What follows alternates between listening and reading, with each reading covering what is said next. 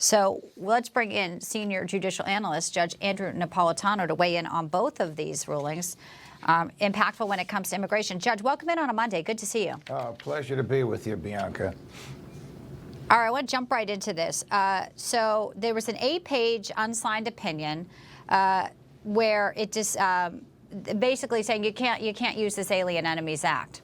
Okay, put that aside. But now today they're giving the Trump administration to revoke legal protections for thousands of Venezuelan immigrants. So it seems like they're split a little bit on this protective status program, and that would actually help the administration deporting illegals. What's your read on how this is all kind of shaping up here? Okay, so let me try and untangle this. On the Alien Enemies Act, the Supreme Court, by a vote of 7-2, 3 weeks ago, said to the president, you can use this act, but you have to give everybody that you want to deport under the act a hearing. Why? This isn't the Supreme Court making this up.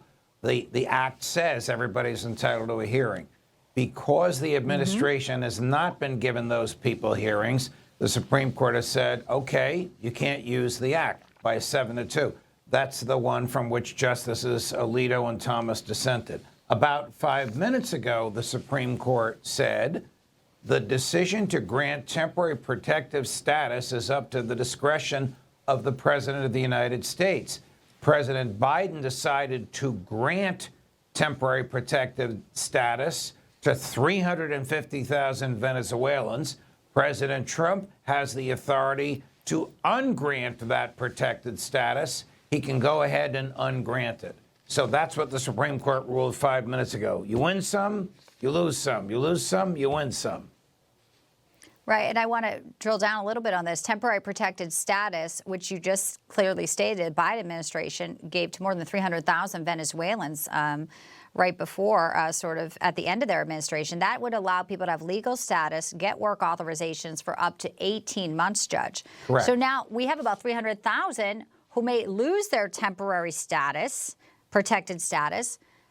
Will they have to be due process then before they get now that it leads me to that, or can they now be, once they lose that status, can they be deported immediately? B, they can be deported immediately. That statute that allows the president to grant temporary protected status does not require a hearing prior to deportation. So if, for example, one of those people committed a crime while on temporary protected status and convicted of the crime, the government then could decide, do we want to incarcerate this person here or immediately deport them? They wouldn't have to have a hearing.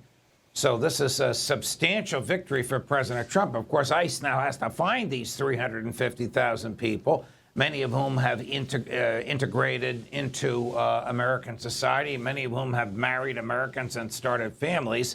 It's really up to ICE to find them. But there's no restraint on ICE's ability to look for these people. They can't violate the Constitution in the manner in which they find them. They can't break down doors, but they have to find them. And so back to the Supreme Court on the Alien Enemies Act. They are just doing this while a lower court decides this, and it still works its way. So ultimately, in the end, do you think it will be victorious for President Trump to use the Alien Enemies Act, or do you think he will get shut down again? I think he'll get shut down again, and I've been saying for the past couple of months, he should be using other statutes which are easier for ICE to use when it wants to deport. The Alien Enemies Act is really symbolic of the power of the presidency in emergency times. I don't think he needs to use that, especially since he has the burden of having to have a hearing for everybody that he wants to deport.